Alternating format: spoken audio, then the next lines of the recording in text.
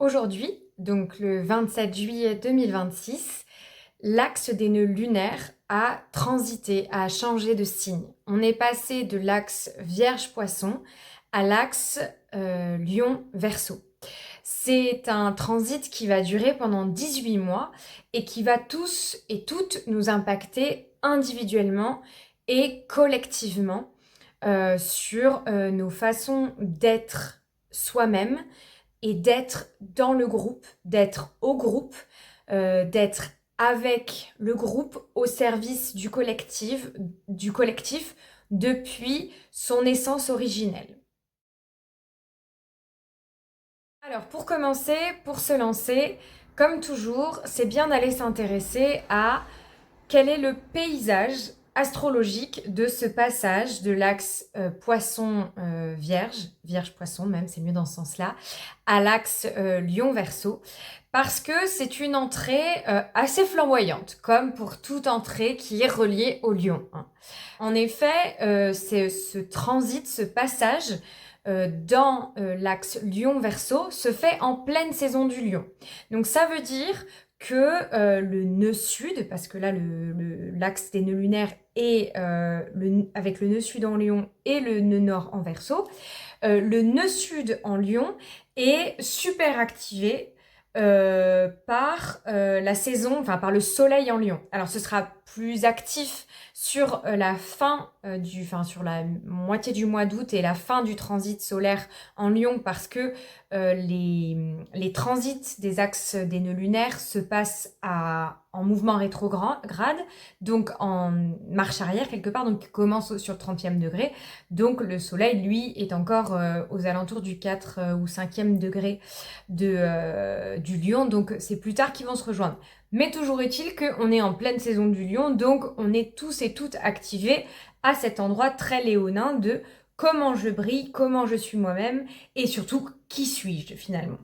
En plus de ce passage dans l'axe Lion-Verseau en pleine saison solaire du lion, il se trouve qu'on est en plus au niveau, enfin au milieu, au début même j'ai envie de dire, du portail du lion.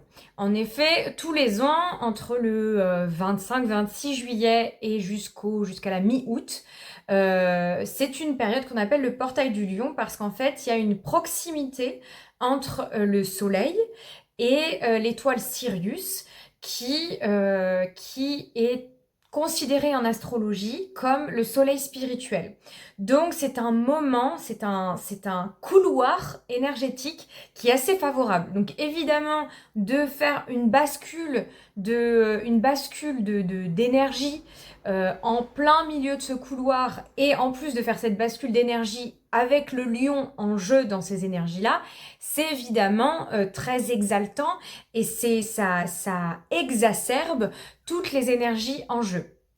Donc voilà, donc on a le soleil en lion, le portail du lion, avec une espèce d'apogée au moment du portail 8-8, du 8 août. En plus de ça, on a le transit de Jupiter en lion, dont on vous a déjà parlé, qui a commencé à la fin du mois de juin, qui va durer jusqu'en juillet 2027, et qui va donc interagir avec cet axe des nœuds lunaires tout au long de l'année. Donc là, on commence la saison, enfin on commence le transit des nœuds lunaires avec Jupiter qui est déjà dans le signe du lion, donc qui vient grandir ce nœud sud, cette nécessité d'avoir conscience de nos acquis. Ce paysage astrologique qui, dès le début du transit, est vraiment très axé autour de la figure du lion, est très représentative du message porté par les nœuds lunaires, à savoir qu'on ne peut pas partir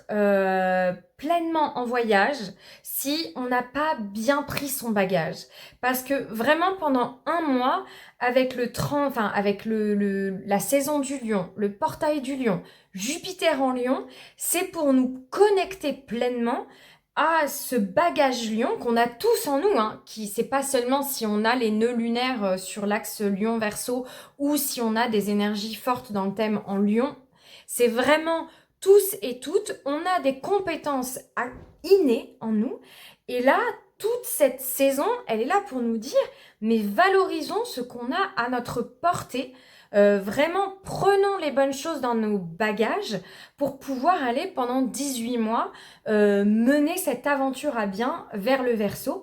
Mais pour le faire bien, on a vraiment l'espace de préparer son voyage et préparer son voyage sans être dans la fuite. En fait, c'est vraiment quelque chose qu'on prépare avec amour et avec soi-même.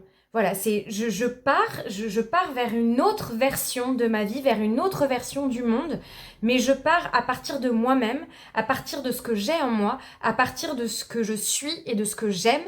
Et ça, c'est une condition sine qua non. Les deux dernières choses qui sont pas mal de notifier, c'est que dans 2 jours, c'est la pleine lune en Verseau.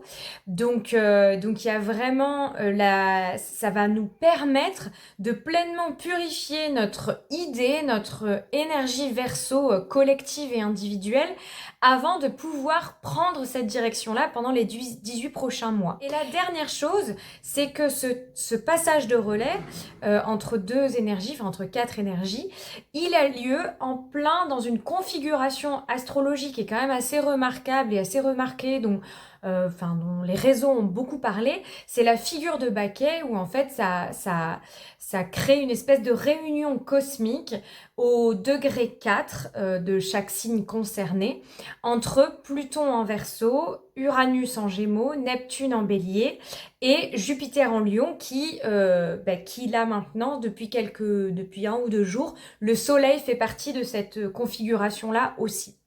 Donc, on est vraiment dans un mouvement planétaire qui est très chargé, qui est très riche et donc qui, de fait, vient marquer l'impulsion de ce début de transit sur l'axe Lion-Verseau. La dernière chose à noter, en plus de tout ça, je l'ai brièvement dit là par rapport à la figure de Baquet, mais c'est que dans cet axe Lion-Verseau qui est en place, qui se met en place, il y a donc Jupiter au niveau du nœud sud en Lion, mais il y a aussi Pluton au niveau du nœud nord en Verseau.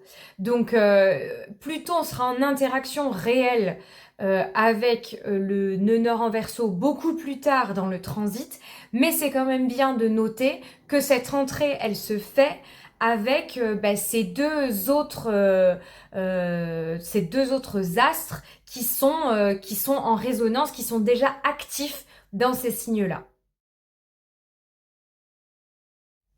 Et comme toujours, avant de se lancer à proprement parler dans qu'est-ce que c'est le transit des axes lunaires sur l'axe Lion-Verseau, c'est quand même pas mal de vous redire 2-3 mots sur qu'est-ce que c'est les nœuds lunaires. Donc les nœuds lunaires, pour rappel, ce sont des points fictifs. C'est calculé par rapport à l'orbite de la Lune. Donc ça veut dire que c'est une imagerie. C'est quelque chose qui... on est vraiment dans une astrologie extrêmement symbolique puisque ce ne sont pas des corps célestes à proprement parler, ce sont des points fictifs calculés par rapport à la Lune. Donc évidemment, les nœuds lunaires viennent interagir avec le transit lunaire au fur et à mesure de l'année. Donc c'est un point fictif, ce sont 2 points fictifs, et ce sont des points fictifs qui s'inscrivent dans l'astrologie karmique. Alors l'astrologie karmique, on est sur des plans très inconscients de l'être. Voilà, on n'est pas sur le plan visible, on est vraiment ce qui se joue tout le temps en arrière-plan dans nos vies, dans nos têtes, dans nos fonctionnements. Voilà, après chacun y met l'interprétation qu'il veut derrière le mot karmique. Nous, c'est vrai que dans notre approche, on est vraiment sur la notion de bagage mémoriel, mais de la vie réelle. C'est-à-dire, ça va être relié à des souvenirs d'enfance, à des souvenirs peut-être refoulés. Mais en tout cas, on reste dans un inconscient relié à la vie dans laquelle on est né. On rentre pas dans les questionnements de vie antérieure, etc. C'est plus trouver une symbolique par rapport à des événements de la vie, de notre vie qu'on a plutôt subi parce qu'à un endroit où on était encore en construction, et comment ça a induit des mécanismes que l'astrologie karmique permet d'identifier. Et sachant que les nœuds lunaires en particulier, ça correspond à un itinéraire de vie, entre guillemets. On appelle ça l'axe de la destinée. C'est-à-dire qu'on part dans la vie avec un bagage, le nœud sud, c'est notre espèce de compétence innée, et on est invité à partir en voyage tout au long de la vie vers l'énergie du nœud nord. Mais cette dynamique-là, elle nécessite des allers-retours. En fait, on ne peut pas, on peut pas par exemple faire réduire le nœud sud au point de départ et le nœud nord au point d'arrivée. Parce qu'en fait, il y a une nécessité de faire circuler les énergies en permanence. Parce que si on confond la destination avec le voyage, donc le nœud nord avec le parcours, on perd de vue la nécessité de chaque étape. Et si on confond le bagage avec le point de départ, en fait, on laisse derrière soi toute sa compétence. Et c'est vraiment nécessaire de mettre à profit la compétence naturelle qu'on a pour justement se rapprocher de cette énergie vers laquelle on tend. Et c'est toute l'histoire de ce voyage en fait. Parce qu'encore une fois, si on se dit qu'on part en voyage pendant 6 mois et qu'on part avec un sac à dos dans lequel on n'a qu'une gourde et une culotte, a priori, on n'est pas préparé pour le voyage. On n'est pas outillé pour mener à bien ce voyage dans les meilleures conditions qui soient. C'est un peu la même idée avec le nœud sud et avec le nœud nord. Si on ne prend pas avec soi son nœud sud, si on réfute, si on rejette un peu les compétences que l'on a naturellement, on est voué à ne pas avoir les bons outils pour aller dans la bonne direction, pour mener à bien le voyage que notre âme s'est fixé. Et de la même façon, il faut surtout pas s'enfermer dans l'idée du nœud sud, avec cette chose de oui, c'est bon, je sais faire, j'ai pas besoin de faire autre chose en fait, parce que on se propose pas d'évolution et on finit par tourner en rond, et ça peut venir créer des tensions intérieures. Et la dernière chose que je voulais rajouter par rapport à cette idée de complémentarité, c'est que vraiment le nœud sud et le nœud nord, ils fonctionnent sur des axes. Ils fonctionnent avec deux entités qui sont à deux extrémités, mais qui ont néanmoins un point commun. Là, on vient de sortir du transit de l'axe Vierge-Poisson. Le point commun entre les deux signes, c'est se mettre au service. C'est juste qu'ils n'ont pas la même façon de le faire, que la Vierge, elle va le faire de façon concrète, en nous préparant notre petit déjeuner, là où le Poisson, il va le faire de façon immatérielle et symbolique, en allant prier pour notre âme, par exemple. Je fais grosso modo. Mais le point de départ, c'est le service. Le point commun. Donc, l'axe des nœuds lunaires, ça nous invite vraiment à intégrer nos contraires dans nos vies, à comprendre que les forces opposées ne sont pas obligées d'agir en conflit, mais qu'au contraire, elles peuvent se porter l'une l'autre. Cette année, pendant les 18 prochains mois, les nœuds lunaires ont élu domicile sur l'axe Lion-Verseau. Et avant de vous dire qu'est-ce que ça nous invite à faire, juste quelques petits mots sur quelle est la dynamique de l'axe Lion-Verseau. Alors c'est très intéressant parce que on est vraiment dans une dynamique très ancien régime et révolution. C'est-à-dire que le lion, il est relié à la figure du roi, et le Verseau, il est relié à la figure de la révolution. Mais à eux deux, ils viennent poser la question de quelle est la façon d'être souveraine dans sa vie, et quelle est la façon de se révolutionner de façon construite et constructive. voilà, c'est de réussir à ne pas annihiler l'un au péril de l'autre.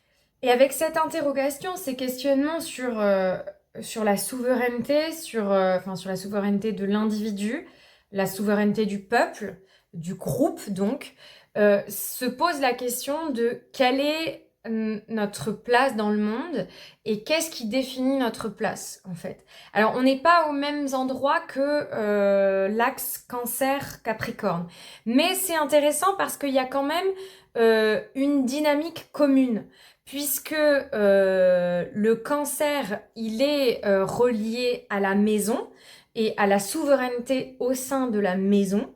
Et le Capricorne, il est relié à la structure sociale et donc à l'autorité mise en place sur le plan social. Donc c'est très intéressant aussi quand on observe les axes comme ça en continuité parce qu'on se rend compte qu'il y a des dynamiques communes qui se mettent en place. Euh, donc, l'énergie Lion-Verseau vient nous poser la question de quelle est la place que je donne à mon individu, à mon individualité, à mon rayonnement dans le monde et au service de quoi. Voilà, parce que en fait, le lion nous invite à être connecté à notre essence, à notre flamme originelle, vraiment le pur produit de ce que l'on est. Et le Verseau, de son côté, nous invite à aller vers notre être original. C'est-à-dire de nous affranchir de tous les codes qui pourraient à un moment donné nous enfermer dans une réalité qui s'éloigne aussi de l'être originel pour devenir notre propre être original. C'est vraiment ça l'interrogation autour du lion et du verseau. Sachant qu'on est sur l'axe de la créativité, de la création, depuis le sentiment d'amour. En fait, il y a vraiment, on est dans l'amour passionné et passionnel du lion et dans l'amour humaniste du verseau. Et vraiment une utilisation lumineuse et bénéfique de cet axe-là, c'est d'assumer pleinement qui l'on est et de diffuser cette lumière de façon originale et qui nous représente dans le collectif en fait, dans la communauté pour servir l'idéal d'un monde meilleur. Qui va nous permettre d'être dans cette incarnation d'un amour pur, ça va être le détachement et la liberté qui sont portés par le Verseau. Voilà, le Verseau, il dit au lion, oui, continue à aimer, mais aime de tout ton cœur et aime autant le groupe que l'individu.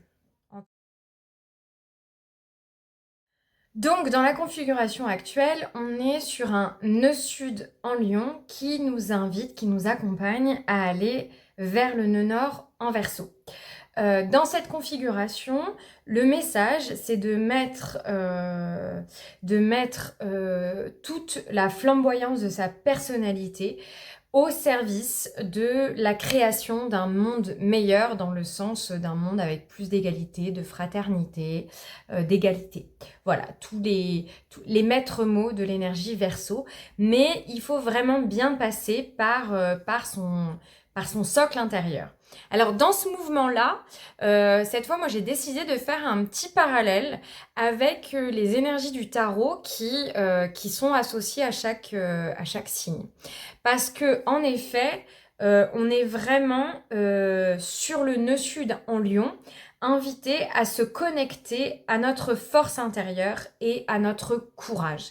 Et ces qualités-là, elles sont associées à l'arcane de la force en tarologie, qui est la correspondance avec le signe du lion.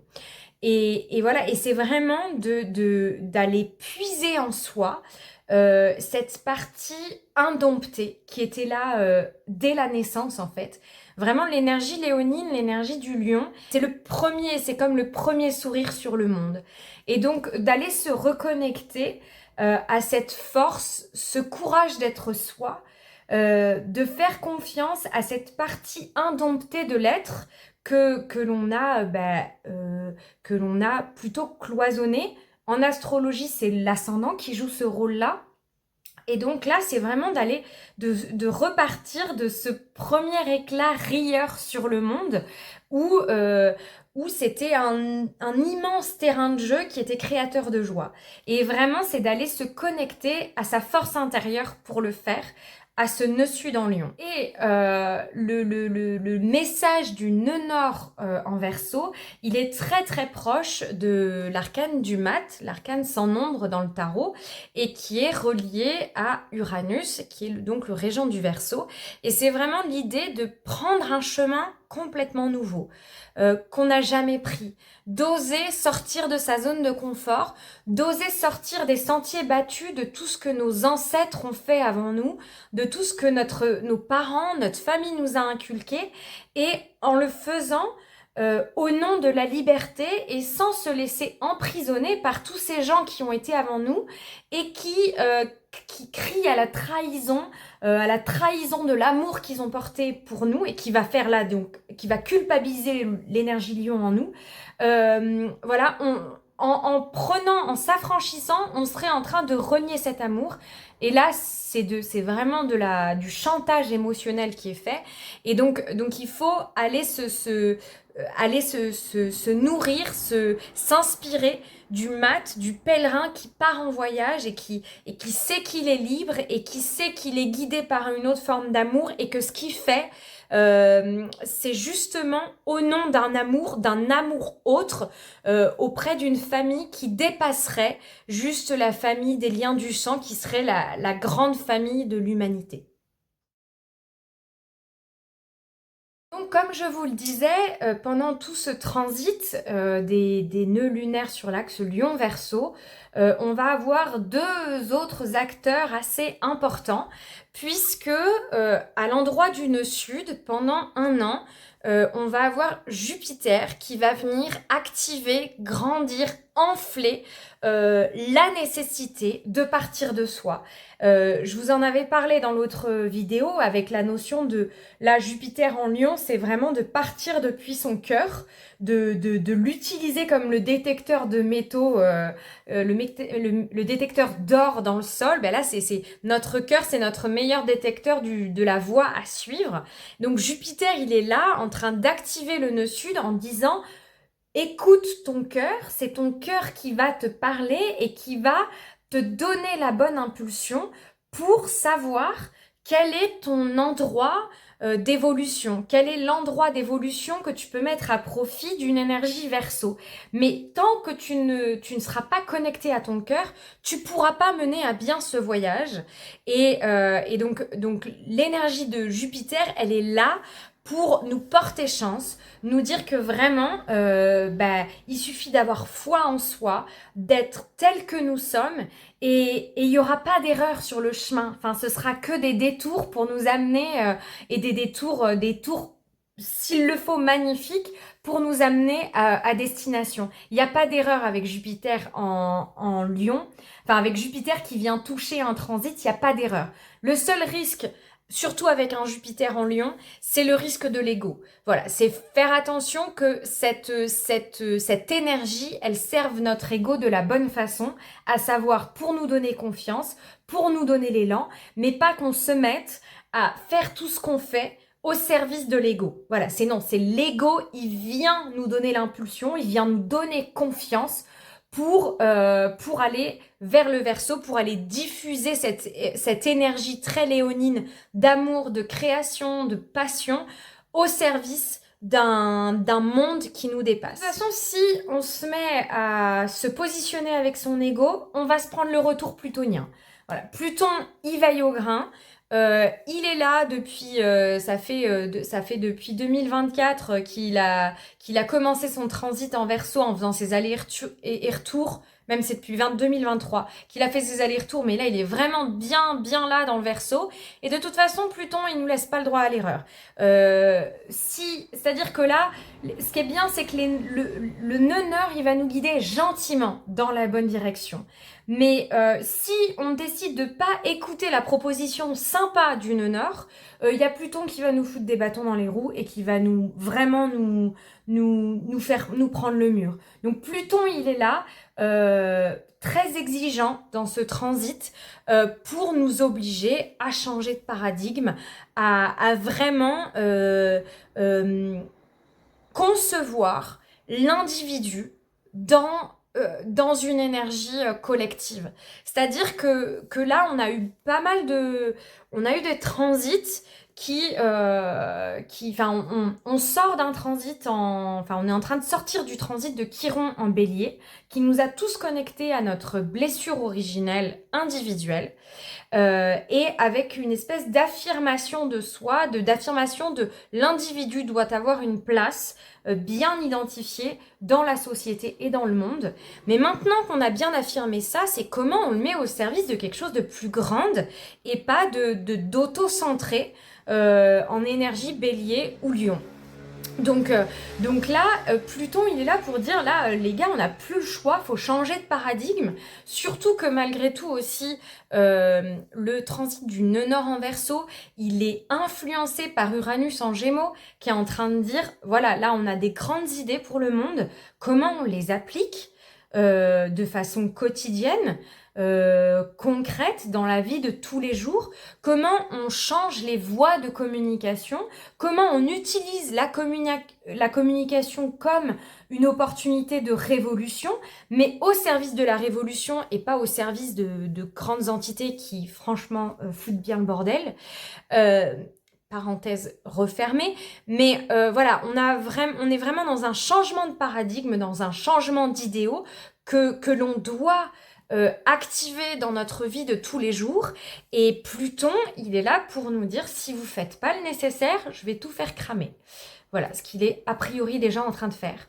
Donc voilà, donc là il y a vraiment l'indication de changer du tout au tout, de s'autoriser à changer ce qui n'est plus nous en fait. C'est ça, parce que le risque du Verseau, le risque du mat, c'est d'abandonner en chemin ce qui était bon. Pour soi, pour le monde. Donc là, c'est garder l'essence solaire, l'essence du lion qui nous sert, mais surtout, se dégager, se transformer, se libérer de tout ce qui ne nous correspond plus individuellement et collectivement, pour aller vers une autre expression de l'être, une autre expression du collectif. Comment toute cette lumière qu'on essaie à laquelle on essaie de se connecter individuellement, elle se diffuse dans le monde et de façon constructive. Parce que, encore une fois, si on ne met pas la main à la pâte pour faire ça, Pluton, il va se charger de lui se mettre en mode destructeur. Parce que si on ne change pas, on va dans un mur et donc lui, il fait tout tomber. Il fait tout tomber et on n'aura plus d'autre choix que de reconstruire, ce qu'on sera en capacité de faire. Mais si on a la possibilité de déconstruire plutôt que de détruire, ça va nous amener plus loin. Donc si je devais résumer en une seule phrase l'invitation de ce transit du nœud sud en Lion vers le nœud nord en Verseau, c'est d'aller se connecter à son pouvoir créateur qui part depuis le cœur, qui part depuis notre désir authentique, pour aller le mettre au service d'une idée d'un monde plus beau, meilleur, plus humaniste, plus humain, plus collectif. Et voilà. Et comment on fait ce chemin-là en gardant toujours de vue que dans ce collectif, il peut fonctionner à la condition que la lumière individuelle de chaque personne a la place de briller. Et la dernière chose que je voudrais rajouter avant de vous quitter, et c'est parce qu'elle me touche de près, c'est que les transits des nœuds lunaires, ils interagissent sur les plans individuels de la personne, puisqu'ils sont associés à des grands mouvements de réunion karmique. Donc le transit des nœuds lunaires, il prend 18 ans. En fait, le nœud met 18 ans à revenir sur sa place d'origine. Sachant que, comme on est sur une question d'axe, le vrai rythme, il est tous les 9 ans. Puisque, par exemple, disons qu'on a un nœud sud, on a un nœud nord en balance, ça veut dire qu'il va mettre 18 ans à revenir en balance, mais au milieu de ces 18 ans, à 9 ans, il va revenir, enfin, il va être inversé, c'est-à-dire que le nœud nord va être en bélier et le nœud sud en balance. Donc, on est dans une énergie opposée à celle qu'on a reçue à la naissance. Donc, ce transit, il revient tous les 18 ans. C'est marquant et marqueur parce que 18 ans, c'est quand même une période importante, c'est un moment important de nos vies où on doit prendre de grandes décisions sur notre orientation. Quel est le chemin que l'on veut suivre dans notre vie? Sachant que l'axe des nœuds lunaires s'appelle l'axe de la destinée, il y a quelque chose de symboliquement très très fort là-dedans. Donc, au cours de notre vie, notre vie, elle est rythmée tous les 9 ans par cette inversion ou ce retour des nœuds. Alors, il y a des fois où c'est plus ou moins confortable. Évidemment, c'est beaucoup plus inconfortable quand on est dans une phase d'opposition, enfin d'inversion. Il y a des moments cruciaux dans notre vie autour de ça. Donc, il y a les 18 ans avec le premier retour des nœuds où on doit prendre des décisions sur quel est le chemin que je veux prendre. 9 ans plus tard, il y a la deuxième inversion, mais qui est plus marquante parce qu'on est plus en conscience et surtout qui est associée au premier retour de Saturne. Et ça, c'est un moment de vie qui est très très bousculant parce que cette espèce de mise à jour, 9 ans après le premier retour, c'est si on n'a pas fait les bons choix à 18 ans, enfin les choix qui peuvent tenir dans la durée, c'est pas les bons choix, mais si on n'a pas fait les choix qui allaient tenir dans la durée, dans lesquels on se projette pour les 30 prochaines années, bah il y a un peu tout qui est remis en question par cette inversion des nœuds lunaires et que le retour de Saturne, qui arrive entre 1 et 3 ans plus tard, va nous permettre de reconstruire, voilà, de restructurer pour se projeter sur les 30 prochaines années. Et suite à ce grand chambardement, il y a le deuxième retour 9 ans plus tard. Donc le premier retour, il est à 18 ans, le deuxième retour, il est à 36 ans. Du coup, la raison pour laquelle j'en parle, c'est parce que je suis en plein dans ce grand retour et j'en suis absolument ravie parce que l'inversion que j'ai vécue il y a 9 ans, elle a été assez déstabilisante et donc là, il y a une espèce de joie pure à me dire « Ah, je vais enfin avoir le vent qui souffle dans le bon sens, dans la bonne direction. » Donc vraiment, toute cette génération, enfin en tout cas quand on vit son deuxième retour après avoir traversé l'inversion bien cognée du premier retour de Saturne, il y a une sensation d'alignement et de soulagement presque de ok, j'ai compris ce qui allait pas la dernière fois et j'ai changé les choses pour que ça corresponde plus à mon chemin d'évolution. J'ai envie de voir là ce que ça donne dans ce mouvement-là. Est-ce que c'est bon? Est-ce que ça fonctionne vraiment bien? Donc je suis toute excitée à cette idée-là. Et enfin, un des derniers transits qui est assez marquant, c'est au moment du deuxième retour de Saturne. On est de nouveau dans un mouvement donc aux alentours des 60 ans. On est dans un retour, ça doit être le troisième retour des nœuds lunaires. Et donc, il y a quelque chose, il y a une forme de pareil, on s'assoit dans quelque chose de... c'est bon, enfin je suis bien sur cette autoroute, est-ce que j'ai besoin de faire une petite pause à l'air ou pas? Mais voilà, c'est des transits qui sont reliés aux nœuds lunaires et qui sont parlants, et qui viennent accompagner des grands moments de vie. Ça, c'est pas toujours très conscient. Moi, l'inversion que j'ai vécue il y a 9 ans, je connaissais rien en astrologie, donc je savais pas que c'était ce que j'étais en train de vivre. Quand a posteriori j'ai eu la connaissance de ça, c'est comme si on avait allumé la lumière, quoi. Donc il y a quelque chose où ça se joue en arrière-plan avec des grands questionnements existentiels sur la vie. Et voilà, et c'est des transits qui durent 18 mois, et donc on a l'espace de se poser ces questions, de le faire. Mais c'est vraiment un... Je trouve que le message des nœuds lunaires, c'est quelque chose qui nous accompagne c'est presque un accompagnement philosophique de notre vie. Parce qu'évidemment, là, je suis en train d'axer sur toutes les personnes qui ont leur nœud lunaire sur l'axe Lion-Verseau, que dans un sens ou dans l'autre, et donc qui vont traverser ce transit-là avec leur réalité. Euh, il y a de toute façon les nœuds lunaires quand ils se baladent d'un axe à l'autre, ils se baladent sur notre thème aussi. Ils viennent interagir avec soit certaines entités célestes, soit dans nos maisons. Enfin, de toute façon, dans nos maisons, c'est sûr. Et en fait, ils viennent questionner un peu en sous-marin des questionnements qui sont voilà, c'est comme si ça s'éclairait une fois que le transit est terminé et qu'il y a une espèce de ah, je viens de remettre en place quelque chose dans ma vie et maintenant je peux aller à l'étape suivante.